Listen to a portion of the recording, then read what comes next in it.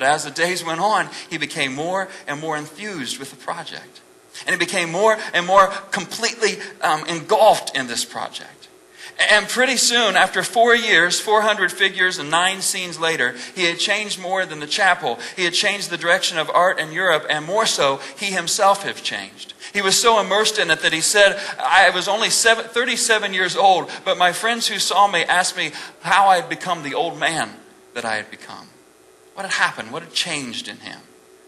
What had turned his act of obligation to an act of inspiration? The answer might lie in his response to somebody who was observing him paint the corners of the chapel one day. The person said, "You're painting with such detail. Why are you painting so much detail in a place that nobody else is ever going to see?" And he said, "God will see it." You see, somewhere along the way, Michelangelo stopped painting for the Pope, and he stopped painting for himself, and he started painting for God, and the whole thing took on a whole nother level of meaning. Do you want something better in life? Do you want to see God turn wailing into dancing? If so, then watch for and pray for and seize ordinary moments as divine appointments. He was in a Chinese labor camp for 18 years. The communist regime had put him in there because he was a follower of Jesus Christ. That was all he had done. That was his only offense. He was a follower of Christ. They put him in this camp, and for 18 years he served by working in the cesspools. It was the pools of human waste that they would collect and allow it to ferment into fertilizer. It seethed with stench and disease, as you can imagine. And the guards and the prisoners alike avoided it with all costs, and he was assigned to that as his daily job, working in human waste. Imagine how it must have felt to, first of all, be away from all those you love and who love you, being isolated now even more from everyone else, and realizing that after a few weeks, the stench had pigmented his skin and he could no longer scrub it out. And yet his response to all of this is this: I was thankful for being sent to the cesspool. It was the only place where I wasn't under severe scrutiny. I could pray and sing openly to our Lord. When in the cesspool, it became a private garden. And then he quoted the words of his favorite old song.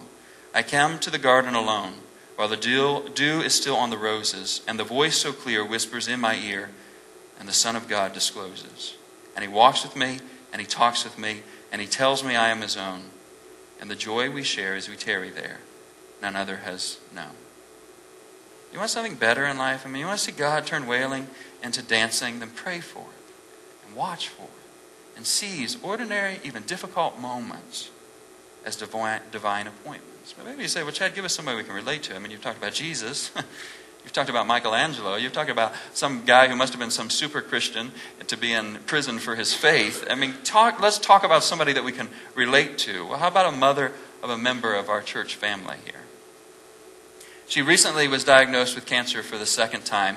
She recently a couple weeks ago, underwent a surgery that started in the morning and didn't end until the evening. She has a long time scheduled for recovery, and she stopped by this church building this week to talk to me. And in the conversation, she said this, and it caught my attention. She said, "Cancer is teaching me a lot about Christ." And I said, well, what is it teaching you? And she said, "I know that now that both words have 6 letters and both words start with a C. But before now, I didn't know that cancer will only ever have a small case letter, and Christ will forever have a big case letter." You see, somewhere along the process, she explained, Christ had become bigger than her cancer. Christ had become bigger than her cancer. Is everything fixed? Is everything all better? We don't know. All we know is right now she knows this: Christ has become bigger than her cancer. So you go ahead and tell me that God can't turn wailing into dancing, and I will not believe you. It can happen when ordinary people like us let God take ordinary, even difficult moments and transform them into divine appointments. We say, well, okay, how do we do that then? How do we live that in our daily lives? It may surprise you to find that I don't think it's as hard as what I initially thought it was. It's really just about learning to hear and recognize the voice of the Holy Spirit and starting to get in tune with His dance. Starting to get in tune with Him, that when He speaks, we respond. You say, well, how do I know if it's God speaking and not just me or somebody else or something I ate the night before? How do I know it's God speaking? Philippians chapter 4, 8 through 9 speaks to that. It says, finally, whatever is true, whatever is noble, whatever is right, whatever is pure, whatever is lovely, whatever is admirable, if anything is excellent or praiseworthy, think about such things. Whatever you have learned or received or heard from me or seen in me, put what? Put all of that stuff he's just talked about into practice. And the God of peace will be with you. When you have the Holy Spirit speak to you, you can know it's him. You know why? Because he speaks good and pure and praiseworthy and right and admirable and excellent things to you. If you thought that was you, may I say, get over yourself. You're not that good. Remember, you're broken, and so am I. You know what we think of? We think of broken things. When pure and whole and good and loving and right things come to mind, get over yourself if you really think that that's just you. That's not. It is the God in you. And that's his voice. That is him every time. The enemy of your soul is never going to speak anything good. You don't have to worry about that. He's going to lead you to lies and destruction and unhealthiness and lack of peace. But the lover of your soul, when he speaks, you can recognize it because it's all of this. It's good, it's pure, it's praiseworthy, it's admirable. And so when you hear his voice, you see, he's asking you to, come on, dance with me.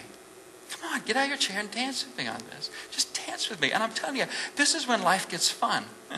It's not always easy, but it's exciting because you get to see things. When you start moving with God, you're not just dancing by yourself, you're dancing with him. And he leads you to places you never thought you'd want to go. And you end up enjoying it, And even when you don't enjoy it, you step back and say, wow, that was worth it because look at what he did. I mean, it was a mess, and he's created something beautiful out of it. And as we dance with him, and as we hear that voice, and we get in tune with that, and we dance with him, amazing things of God happen. And all of a sudden, ordinary and even difficult moments turn into divine appointments.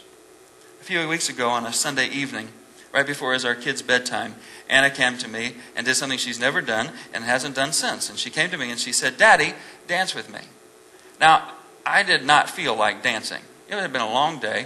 On Sundays, I get up at 4:30 in the morning. Everybody said, "Aw, don't you feel sorry for me?" And I was tired, And then Kimberly, who knows I'm tired on Sundays, she ran off with Seth and was like giving him a bath and stuff and left me with Anna, I mean, what was the deal with that? I'm tired. And don't you feel bad for me? No, you don't. But she didn't either. And so she left me there with Anna, who wanted to play. And my goal was just to get through bedtime with me just sitting on the couch, and relaxing and taking it easy. And Anna comes up and says, Daddy, will you please dance with me? And I did what you try to do with kids who are 2-year-olds. You try to distract them and get their attention on something else. And so I tried to distract her and get on the attention of something I would rather have done. And it didn't work. And she looked me in the eyes and she said, please, Daddy, dance with me. And so I stood up and I started to clap as she danced. And Anna said, Daddy, dance. And so finally, and this felt awkward, even though it was just the two of us. I'm not a dancer. I didn't want to do this anyhow. And so I start to spin around, and I'm doing this, and I'm doing this. And the longer I dance, the more silly I become. And the more silly and big I become, the more Anna smiles, and the more she giggles. And the more she smiles and giggles, the more I get into it, and the more she gets into it. And it was a great moment that I would have missed if I had declined to dance. What if I had said, Anna, I'm just too tired? What if I had said, Anna, that's just not in my comfort zone. Daddy doesn't dance. Mommy does, but Daddy doesn't. Good Nazarenes don't, Anna. You shouldn't do this. What if I had done that? The answer would have been obvious. I would have missed out on the great dance moment with my daughter. Big to you? Nah. For me, I'll never forget that smile on her face as we danced. How do you let God turn wailing into dancing? How do you let God take grief garments and start putting joy on you? I can tell you how it won't happen. It won't happen by insisting to sit where you're most comfortable, No, I don't dance. No, Lord, I can't go. I'm not comfortable with that. It won't happen by being too tired, too busy, too angry, too hurt. to whatever. It'll only happen when God says, hey, you want to dance? You say, okay. And you step out on the floor with him and you dance.